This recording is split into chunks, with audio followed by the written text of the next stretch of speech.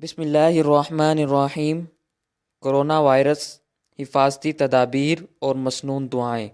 تحریر کردہ متکلم اسلام شیخ طریقت حضرت مولانا محمد الیاس گھمن دامت برکاتہم۔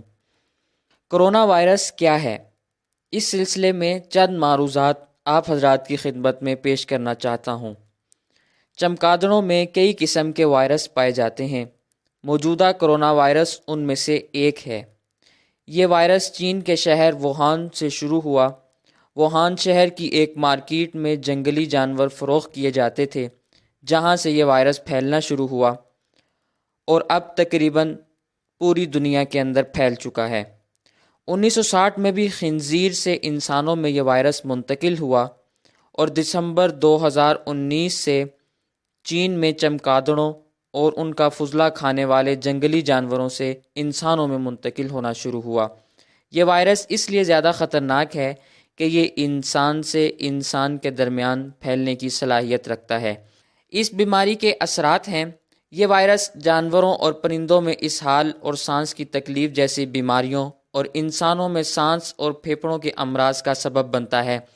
عموماً اس کے اثرات معمولی ہوتے ہیں، لیکن بسا اوقات کسی غیر معمولی صورتحال میں مہلک بھی بن جاتے ہیں، جیسا کہ آج کل ہو رہا ہے۔ کرونا وائرس نظام تنفس کے ساتھ ساتھ نظام ہضم کو بھی متاثر کرتا ہے اور بسا اوقات آنت اور معدے کا نمونیا ہو جاتا ہے۔ متاثرہ لوگوں کو زکام، گلا خراب، سر درد اور بخار کی علامات ہوتی ہیں۔ پھیپھڑوں میں انفیکشن زیادہ ہو جانے کی صورت میں سانس رک جاتا ہے اور مصنوعی سانس دینا پڑتا ہے۔ اس حالت میں یہ میڈیکل ایمرجنسی بن جاتی ہے۔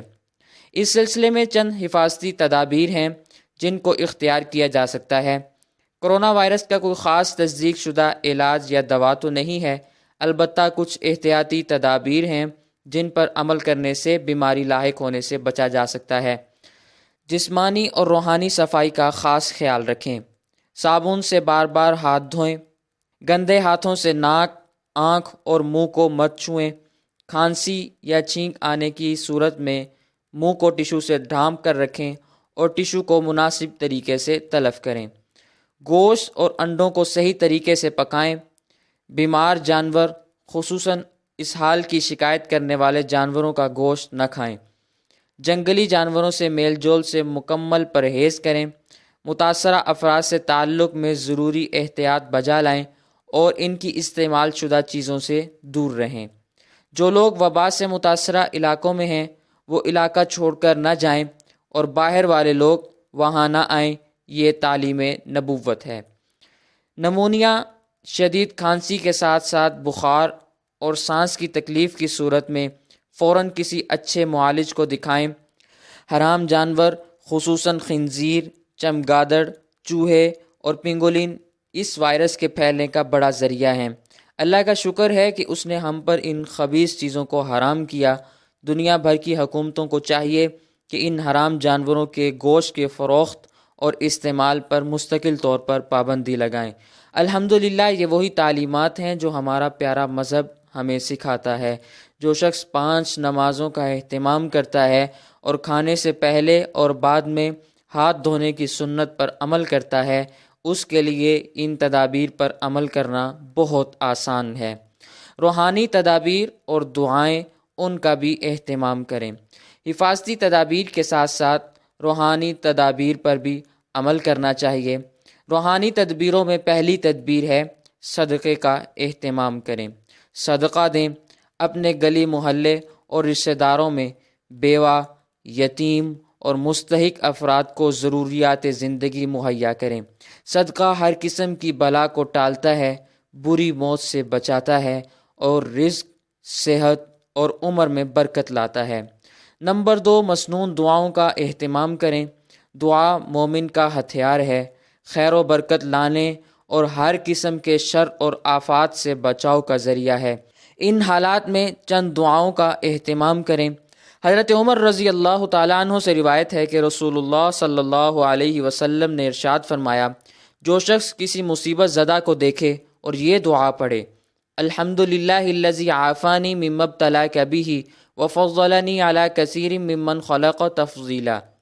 ترجمہ یہ ہے، سب تعریفیں اللہ کے لیے ہیں جس نے مجھے اس مصیبت سے بچایا جس میں تجھے مبتلا کیا اور مجھے اپنی بہت ساری مخلوقات پر فضیلت دی۔ حضرت عمر رضی اللہ تعالیٰ عنہ فرماتے ہیں رسول اللہ صلی اللہ علیہ وسلم نے فرمایا اس دعا کو پڑھنے والا زندگی بھر وبا سے محفوظ رہے گا۔ اس لیے جب بھی کسی کے بارے میں سنیں کہ اسے متعدی مرض لاحق ہوا ہے تو یہ دعا ضرور پڑھیں۔ ہر قسم کی موذی بیماری سے بچنے کے لیے یہ مسنون دعا مانگا کریں۔ اللہم انی اعوذ بک من البرص والجنون والجذام ومن سیء الاسقام۔